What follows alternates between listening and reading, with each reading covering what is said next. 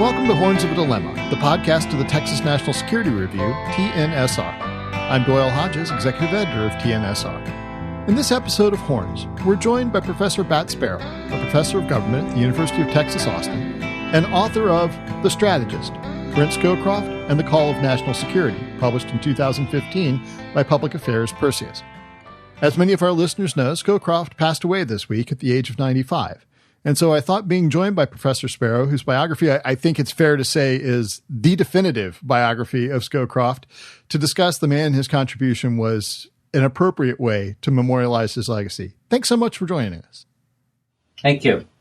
Could you tell us a little bit about yourself and how you came to focus on Scowcroft as the subject for this work?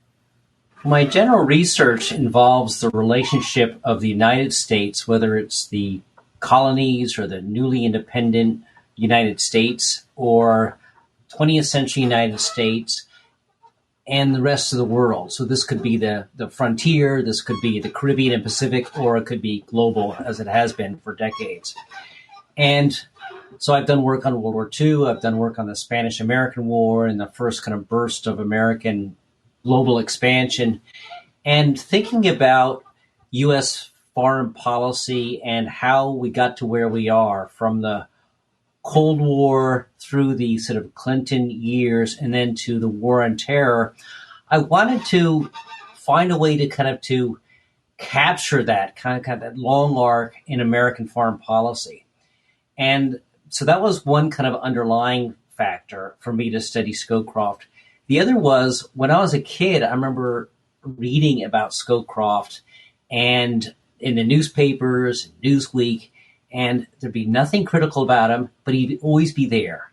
And I said, who is this guy? And that was kind of in the back of my head for years and years. And then finally, when I was finished a project and I was thinking about what I was going to do, and I wanted to reach more than a few hundred scholars or political scientists, I thought, here's this guy who has this fascinating life, who will provide a lens on kind of how national security policymaking gets made. Because political science looks at, usually we use empirical data, we have to have figures, we have to make our models, but then how do you get at the interpersonal relationships inside a White House? And that depended on really a way to study that, and it seemed the best way would be through the lens or the prism of a single individual, especially one like Scowcroft, whose fingerprints were all over the place, but who hadn't really been documented.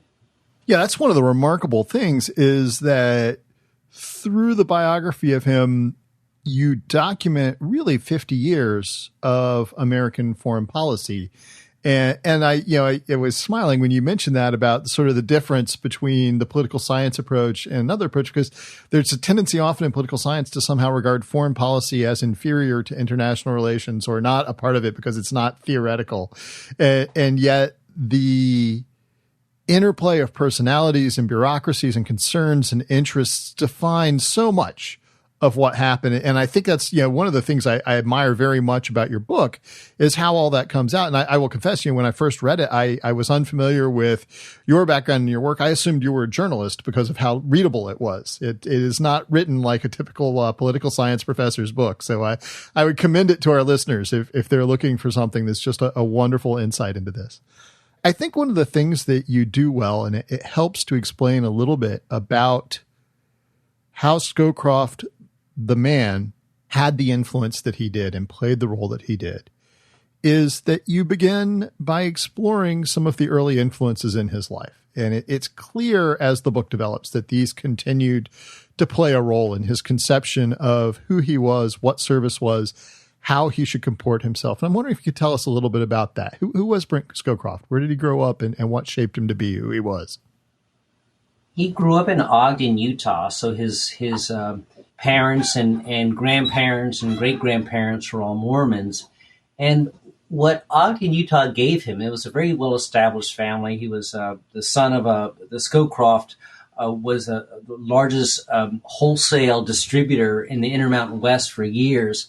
And what it gave him, I think, is also being the youngest of three children, is it gave him real security and sense of self. And I think he really he always felt very comfortable with himself. And I think this, and the fact that he was from an established family, I think just kind of gave him an ease, and he never felt that he needed to prove himself. He never felt that. Well, that's not quite right. He wanted to excel and he wanted to succeed, but he didn't feel like he had to defend himself, or he had that, his own merits were, if he applied himself, that was good enough. And so he didn't really had to be self-promotional. So it was a very sort of nurturing environment, which of course then came a huge shock when he's a plebe at West Point, and he's confronted with all the things that plebes go through, with the hell on the Hudson and these the training camps and so forth, and the upperclassmen hazing him. And it was always non-contact, but nonetheless, it's a very, very difficult time. And the whole point is to break down the person and make them loyal to the organization, make them loyal to the nation. And so he kind of transferred after this very supportive environment to then becoming a patriot. I mean, he was horrified when, as a teenager, and he listened to Pearl Harbor being bombed and the United States entering the war, and he wanted to do something, and he went to West Point, but by the time he got out, the war was over. But and then he had this plane crash, and he was forced to, because he trained as a pilot, and with the crash, he then had to switch gears and decided to become a defense intellectual. And that's led him to his career in the Air Force, and then later in the White House. Yeah, and that's one of the very remarkable things, is that in the years when Scowcroft was growing up in the Air Force was very much an organization that was dominated by pilots with World War II experience. It was the age of the bomber mafia as the group that controlled the organizational culture of the Air Force. And Scowcroft very rapidly was disqualified from his ability to continue in what would have been a path towards the normal path towards general officer rank. And yet he found a very different path. And ironically, that led through Yugoslavia, as I recall, didn't it? Yeah, he decided he was sort of tapped to do intelligence work. And so he was a Air Force attaché in Belgrade. And actually he kept flying even after his clash, but he did it kind of as on the sideline. And so he flew George Kennan around when Kennan was ambassador.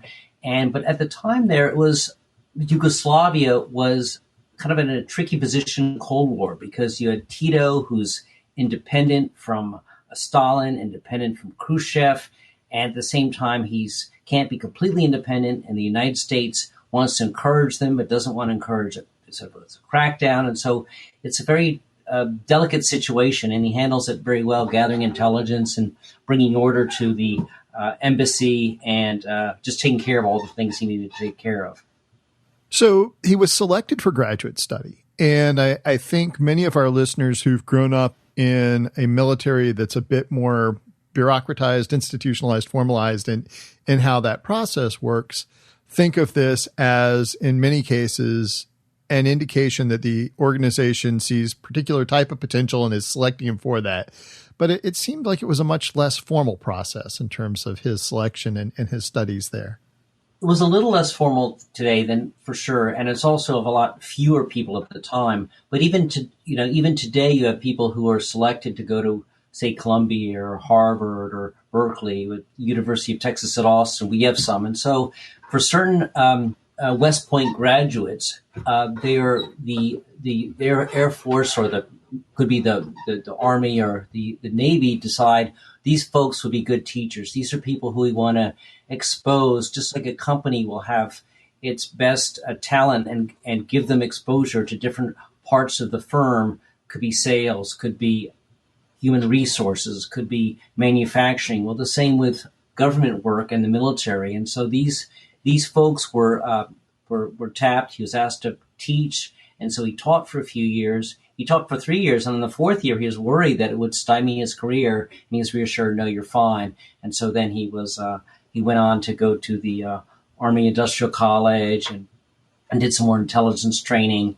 And that was when, actually, after that was when he went to Yugoslavia. So after this period of studies and teaching, he then went and worked in the Pentagon. And in the book, you describe him as being a blue suitor as he is doing that. And while he was very successful in that role, it was a relatively short period in his career because fairly rapidly he was tapped to go work in the White House. And what role was he asked to do there? Well, it's funny because the Air Force generals, and blue suit was the name for the Air Force folks because of the kind of blue they wore. And the Air Force generals wanted their own man to be selected as the national security advisor to work as deputy to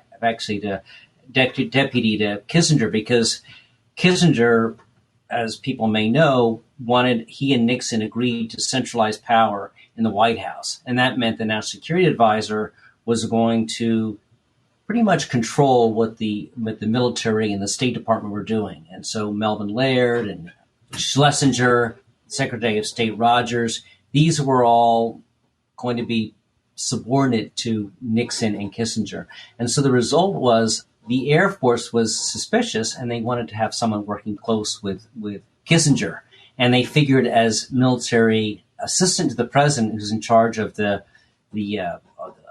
medical, the transportation, the communications, the social, the White House mess, all this stuff is taken care of by the military assistant to the president. So anyway, when Scowcroft then was assigned, when Kissinger's agreed, when he would work with Kissinger going on flights or managing the White House, Kissinger became impressed with his knowledge of European history, with his command of current events, with his intelligence, with his decision-making, and he selected him to be advisors, just as the Air Force generals had hoped. Now, the funny thing is this backfired on the Air Force generals because once he was hired by Kissinger, he decided not to leak information to them, not to be subservient to them, but actually to devote his loyalty to his new boss, the president, and the national security advisor, who would soon become also Secretary of State. So this relationship with Kissinger is an incredibly important and formative one for Scowcroft. And it's interesting because while both men are respected for their intellect and their bureaucratic capability, it would be hard to think of two figures who are regarded differently in terms of their personality. And tell us a little bit about this relationship and how it grew up. Well, they complemented each other well. I mean, Kissinger was very, very certain of himself and could be dismissive of people if he had reason to be dismissive of people. And Scowcroft was quite opposite. He's very kind. He's very courteous. At the same time, he's very mild-mannered and soft-spoken. At the same time, he was very, very tough. And what Kissinger provided Scowcroft is a sense of strategy at 20,000 feet, because Kissinger was able to see the large picture. He's able to see the effects. He's able to think years down the road. And this is something that Scowcroft was sort of becoming acclimated to, but hadn't mastered yet. And so Kissinger had his prickly side, but he also was this brilliant and charming, resourceful, thought outside the box. And Scowcroft appreciated these points, even if he realized that Kissinger had to be handled delicately. So he didn't want to antagonize Kissinger, and Kissinger had a temper, so he didn't want to have Kissinger lose his temper. At the same time, he wanted to be able to learn from Kissinger. And so they had this kind of very delicate. At one point, in fact, Kissinger tries to bully and starts yelling at Scowcroft, and Scowcroft, who's 5'8" and 130 pounds, just stands there, doesn't say anything, and Kissinger says, "Well, I'll get you at one point." But the thing is, he never did, and he never needed to, because they were good friends and they complement each other incredibly well. But you're right; they had utterly different styles, but they both respected each other a great deal and had a lot of affection, and still do it. Well, did have a lot of affection for each other. So you mentioned that for a time Kissinger held both position as National Security Advisor and as Secretary of State. And in the book, during this period, you indicate that Scowcroft was, in all but name, the acting National Security Advisor, which is not surprising. Both of those are full-time jobs. But one of the things that struck me is that when he was nominated to become the titular National Security Advisor, no longer deputy, he decided that it was appropriate for him to retire from the Air Force, that holding that job and holding an active duty commission, that they weren't compatible because of the political demands of the job. I'm curious how he resolved the civ-mil tensions that must have existed when he was in that acting role and even as his deputy, because this was a White House that was deeply partisan by the standards of its time. And if you were to look at it by today's standards, it might not appear quite so, but certainly it was more so than most of the administrations that had preceded it. He was very sensitive to that. And I mentioned him not leaking and back channeling things to his military, his ostensible military bosses. And at the time, of course, Nixon is under siege ever since 1972. And so he's aware about he doesn't want to add to this tension. He doesn't want to add to these difficulties. And those difficulties are already there with Al Haig, who is back channeling things to the to folks in the military. And so this is actually why he then resigns once in late 75. He becomes a national security advisor proper, is because he doesn't want anything to further damage the presidency after what the country has gone through with Nixon and the resignation, and Ford, who, remember, is never elected. He's inheriting Spiro Agnew's role, and so he's never elected. And so it's not his re-election, it's his election. And then what he does shortly after taking office, he pardons Nixon, which people think, oh, this is a cover-up. This is letting Nixon off the hook. I actually think it was the right decision because it was just the country had to move on. But it was immensely controversial. And so this all plays a part where he says, look, I am not going to have anybody worry about my loyalties. I don't want to have any, I don't want to confuse the matters. And so for Al Haig and later on Colin Powell, both keep their commissions and keep their military rank. He says, no, I'm going to retire at 3 stars, even though he could have made full general. But he does this because he's very conscientious and very loyal to the institutions of government, especially the presidency. So up to this point in his career, he's had, perhaps not intentionally, but almost the perfect apprenticeship for the roles that he was going to play. He has been educated in the military culture and bureaucracy. He has received formal graduate education at Columbia University. He has experience living overseas, understanding cultures. He's now worked under a master of the bureaucratic system and the security structure. And I think this positioned him pretty uniquely to go on and to serve incredibly ably as a principal in multiple administrations. And I'm curious, of the things that he did there in those roles, what do you consider to have been his most significant achievements or policy contributions? The number one thing on my list was how he handled Europe at the end of the Cold War. So you have Reagan and Gorbachev's relationships. You have this easing up. You have the Reykjavik summit.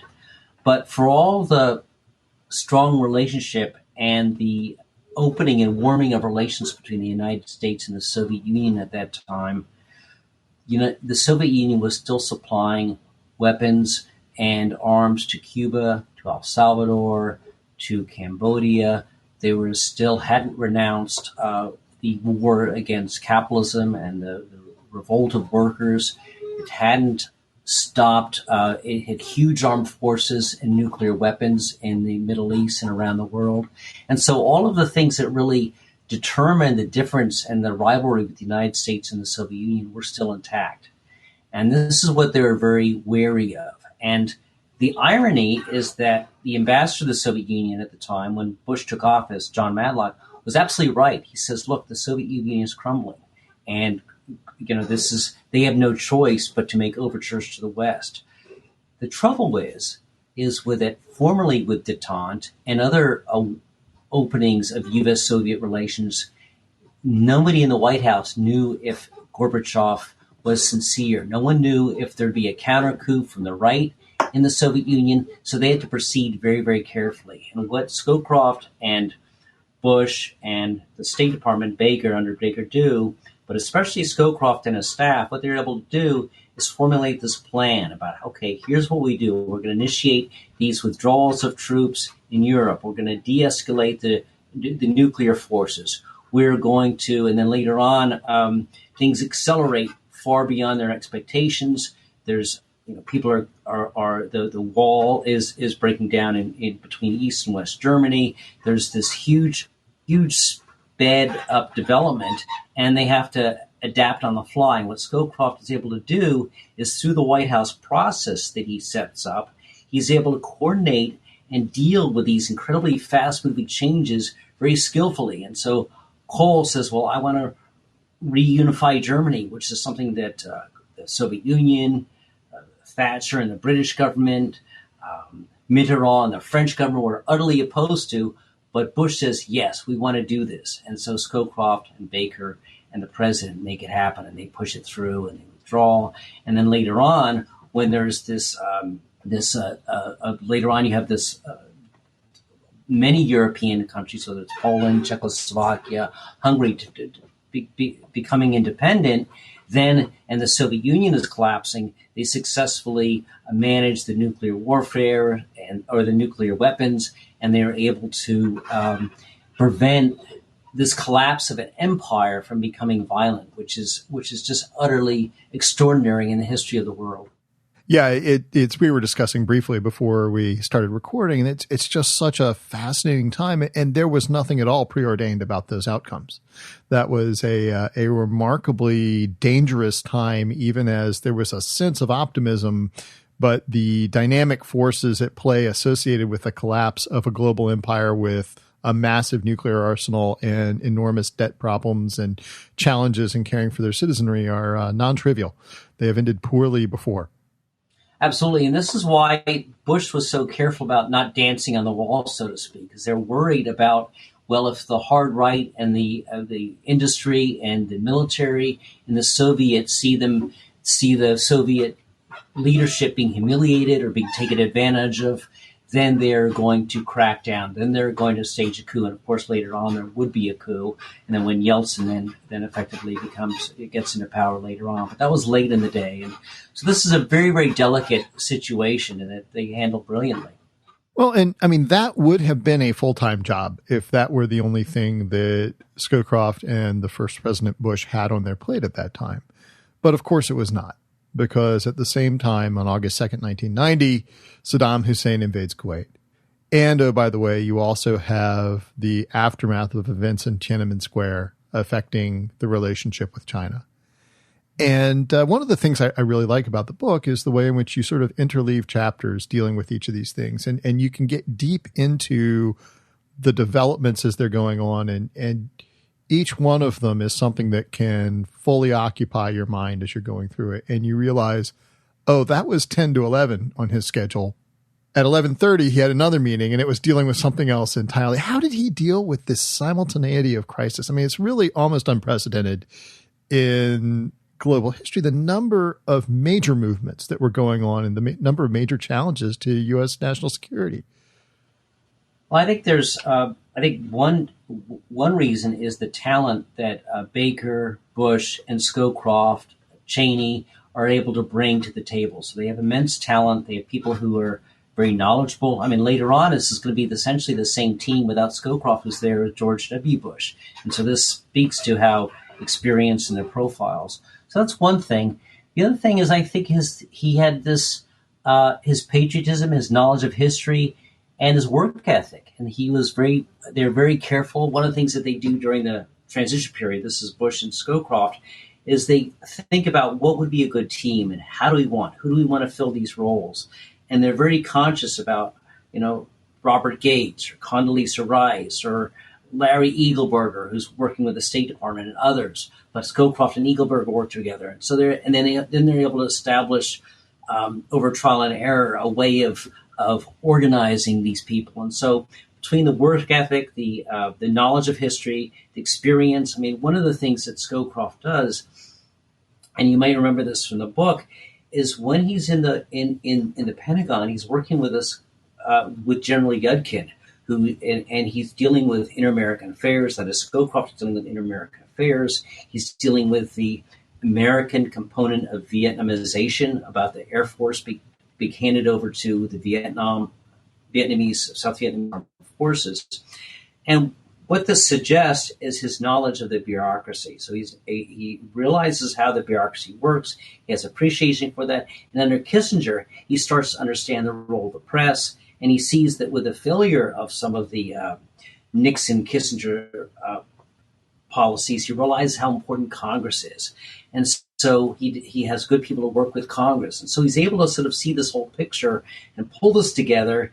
And then he works really hard, and he has, again, Haas and Rice and Gates and others, Eagleburger there, and are helping them, and they're able to sort of go from one thing to another. And it was partly, I think, what should be underestimated. And this is where George H.W. Bush contrasts with the current president, with Barack Obama, with Clinton, and with really most presidents, is his knowledge of foreign policy. He himself was liaison to China. He worked on this U.S. ambassador to the UN. He worked as the head of intelligence. So he knew a great deal and had personal connections around the world. And he'd pick up the phone and talk to people all the time, other heads of state.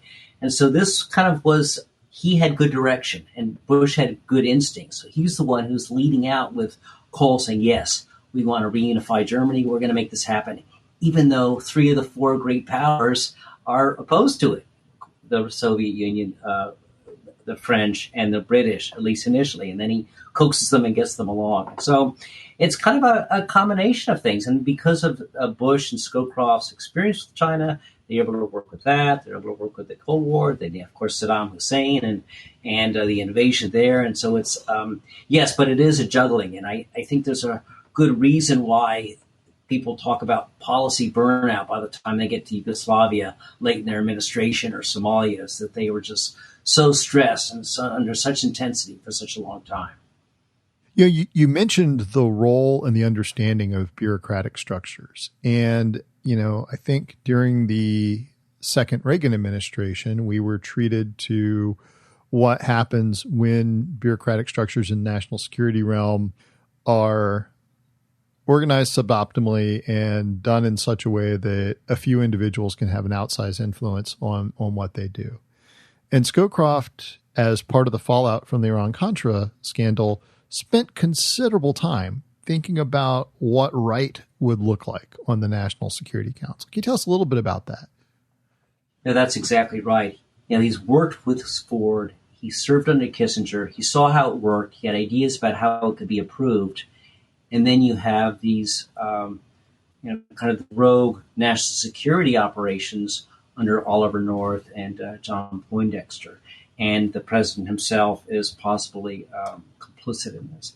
And so what he has this opportunity to do then, and he works with a couple of others on this, is that he realizes, well, we need to have a national security council and a national security advisor who are not operational and who are, but have ability to oversee and to combine what's going on in the State Department, what's going on in intelligence, what's going on in the military, what's going on with Congress and commerce, you name it.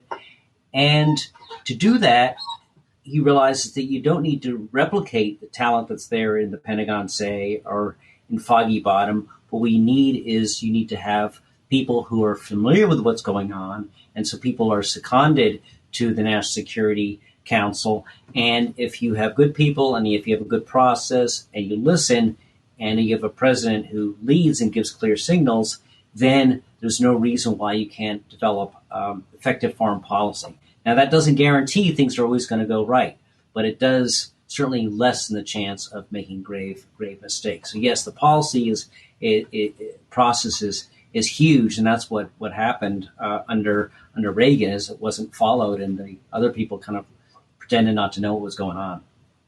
So we've talked about sort of 2 of the 3 important components. One is that we have a process that was carefully thought through and designed and implemented.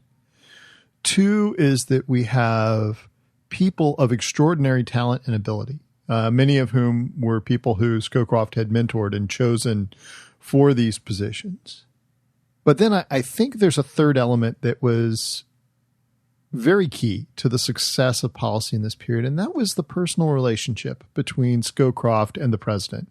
Tell us a little bit about that. It seemed like it was unusually not just professionally trusting, but personally warm, and that it seemed like that had a significant role in their ability to deal successfully with so many challenges. No, that's absolutely right. And I think there's kind of several reasons for that. One is that there are people who are, it's funny, Scowcroft was a little bit younger than Bush Sr., but President Bush, the first President Bush, thought of him as an older brother, and Baker he regarded more as a younger brother. And the reason for this is, I think, because Scowcroft was, Bush was a politician. He was a man of sort of action, this athlete, this head of intelligence. He was an executive. Scowcroft was always, this defense intellectual, this very capable, very smart. He was a bureaucrat for many years, but also he taught at West Point, taught at the Air Force Academy. So he had these skill sets in foreign policy and national security policy. He had written about the nuclear warfare, written about deterrence. And so he was kind of a scholar in the way that Bush Sr. wasn't. And so I think this is what induced this older brother, is that Scowcroft had this expertise. I mentioned earlier his upbringing, and one of the things that Scowcroft was is he was kind of unflappable. Almost never got mad. He was very genial. He's very warm, and even when things went against him, he was willful, and so he would have disagreements on policy, but he never took it personally. And tomorrow's another day. There are new battles, there are new issues, and if you're an enemy one day or a rival, then it didn't matter how things were, because now is a new time. And so he's able to sort of ratchet his priors in a way that was extraordinary. So this is all to say that they grew up at the same time. They both had flown, Bush and Scowcroft. They both were kind of this greatest generation. They were kind of traditionalists. They came from established families. They felt that they were kind of very much loyal to the United States, loyal to the country, very sort of patriots in the best sense. And I think between that and their similar ages and the fact that they got along really well, induced this wonderful affection that they had and mutual respect. And I think they both knew their role. And I think there's a good reason why A World Transformed was written with Bush and Scowcroft and nobody else. So you alluded a little bit to, I think, what goes to some of these answers here in answering this past question. But one of the things you said early on about why you wanted to write about Scowcroft was that he was a figure you would see and that no one was saying anything bad about him, but he was always there. And I was struck, given the breadth of interviews that you conducted for the book, given the stakes of the issues on which Scowcroft was involved, given his willingness to speak his mind and disagree, including his opposition to the idea of the Iraq War. It's remarkable to me that he played at such a high level in the political sphere for so long in a game that involved throwing elbows, and that everyone seems to regard him with, if not affection, a great deal of respect. And I honestly think he's that rare public figure that I've never heard anyone denigrate publicly. And I'm curious what you think is the secret behind this. Because, this is not one solution is to be a little bit wistful and say it was a different age. Yeah, this was the age of Al Haig, right? This is not the age of like kinder, gentler figures here. He didn't grow up in an administration that fostered this sort of thing, and yet he stood out for it. What explains that? I think he liked people and he listened. And at the same time, he was very knowledgeable and he played a long game. He didn't take things personally. He thought ahead. I mentioned that with respect to Kissinger. He was loyal he's very much of a patriot. He comes in for certainly some criticism for how he handled China after Tiananmen Square. And they thought they were kind of being too deferential to the Chinese. He came under criticism for handling the Gulf War, the first Gulf War. People thought that, most people in the administration didn't think there was a need to respond militarily, that Kuwait had, it wasn't especially a U.S. ally. We didn't need to devote U.S. forces and finances to that. So he had to. So there were people who disagreed with him, the invasion of Panama. But I think what it was is that he was respectful. He listened. He was genial, and he was. This is to say he didn't take things personally, and I think no one ever thought that he had nothing but the interests of the White House and the United States at heart. And I think that, as I say in the book, I think he appealed to people's better angels. And I don't think they felt threatened by him because he was so unassuming and modest. And he didn't care if someone else got the attention. He didn't care if someone else got the credit for something. He was like, that's fine as long as the policy is going along well, and as long as things are being coordinated, as long as things aren't being leaked and so forth. And then combined with that is he knew how to get things done. He knew that, okay, here's how you have to lobby to get the votes in Congress. Here's who you need to talk to in the press to get the coverage you need. And here's how you need to place the op-ed. Here's who you need to talk to in the Pentagon. And so kind of he knew how to get things done. And so this is this remarkable combination of talents and skill, which, as you said earlier, is most folks aren't trained that way. Don't have that kind of, maybe it's because of the way that the Air Force and the bureaucracy of the military has changed, and so I think it's less personalistic. It's much larger now, but it certainly is a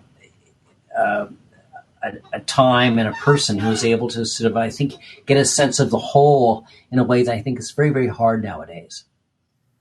So in the course of writing the book, it's clear that your research involved many, many hours of sitting down and talking with Scowcroft himself. And I'm curious if you have a favorite anecdote or experience, whether it comes from your research or any other interactions you've had there.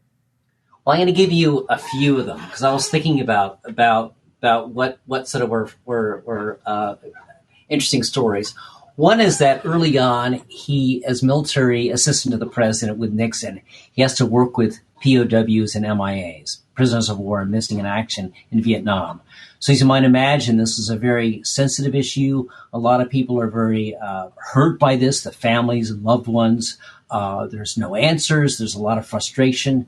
And he meets with people. He corresponds. He's on the phone. He's incredibly gracious and sympathetic to these people. And in this period, he has to also work with the president, Nixon. And he finds that Nixon has this softer side and this very humane side and a very, very generous side that wasn't evident in public life or in situations where Nixon felt threatened. And so I think this is an area where his former military assistants weren't as concerned and didn't devote as much time to the POWs and MIAs, and he did, and he didn't have to, and he did, and he also through this found kind of this other side of Nixon. So that's one story. And I'll just stop with the second thing is I was talking to him later on in one of our last interviews about Edward Snowden and the WikiLeaks and what about that, and I asked him about that, and I thought that he would be appalled by it because here's a guy who believes in secrecy, he believes in executive privilege. I mean, not exclusively, but believes in a strong executives and leadership and in privacy. And yes, he said at first he was shocked and he thought it was terrible, but he said, then to my surprise, he said, well, in fact, maybe it's a good thing. Maybe actually we can talk to Congress about openness. We can we can think about the U.S. role in the world and its leadership and what its moral position is. He says, maybe this is a good thing because so much gets classified. So many things are, what is the use of drones, domestic spying, and so forth. They detracted from the place of the United States in the world, and they, maybe compromised the United States legitimacy globally. And so I think this is something that he, I was surprised that he was so philosophical about this, because you can easily see him just being appalled, like most people in the national security world were by this. Yeah, I think that's an area where I would lack that patience or perspective. That's definitely one that is a challenge. One final question about Scowcroft the man, because one of the things that's mentioned is that while he was at one of the most demanding positions in government, he also faced significant challenges at home as his wife was suffering from an extended illness, and he took on an awful lot of the primary care responsibilities for her. And you get the sense that there must have been a toll on him, and that this must have just torn him in many directions. But it's difficult, I think, because of the private nature of the man, to have an understanding of how he dealt with that. And I'm curious what your thoughts are. That's a great question. And, I don't know. I thought it was telling that he devoted A World Transformed to Jackie, who would die a year later, but who had been, his hours were such that, as you point out, is he'd be sleeping in the White House, he'd be napping, and then he'd run home and go to the hospital if she was hospitalized, or he would go home to check on her. On Sunday mornings, he had to make chicken salad that would last for the week so she could take care of herself. And this is immensely draining. But, it's funny. She was a former captain. She was a nurse, but she was a captain. And so she was in the military herself. And I don't think she would have wanted it any other way. And I think she agreed, and he felt he could have do no other than to work incredibly hard at serving Presidents Nixon, Ford, Bush, and then in other ways, President Reagan, and later on President Bush, and even Obama. And so I think there's this kind of this dedication. We call it workaholism, but that sounds like it's a pathological, but it's not. I think it's more just this incredible dedication and seriousness with which he took his role. And I think, I think back at it, I think, well, maybe if he spent more time with his wife and didn't work so hard, things would have been different.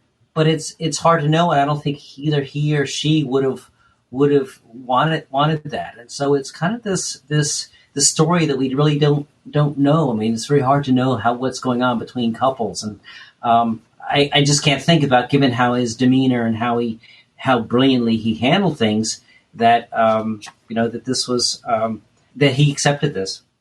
Yeah, and I also very much got the sense from the book that he would have been uncomfortable discussing that anyway. I got the sense of him as someone who, while he would have no problem giving extensive interviews about decisions he was involved in, if you asked about him, he would be likely to demur and say that wasn't what was important. It was important to talk about the process, the country, the decisions that were being made. No, absolutely. And it's remarkable that Robert Gates, who is Tweedledum and Tweedledee, they were called, when Gates was his assistant, and then as national security advisor, he had never met Marion Scowcroft, and he really didn't know almost anything about her situation. So he was immensely private and guarded that way. That's right. We've been talking with Professor Bat Sparrow, who is the author of The Strategist, Brent Scowcroft and the Call of National Security. He's also a professor of government at the University of Texas, Austin, and I should have mentioned at the outset, a member of the editorial board of Texas National Security Review. We've been discussing the life and the contribution of Brent Scowcroft, who passed away this week. I would commend the book to our listeners. It is a substantial undertaking, but a rewarding one that I think, in addition to giving just a fascinating overview of U.S. foreign policy from the 1970s through the early 2000s, also paints a portrait of a type of public servant that is increasingly rare and who will certainly be missed. So thank you very much for joining us. Thank you. Thank you for listening to this episode of Horns of a Dilemma. And please don't forget to visit our website at tnsr.org.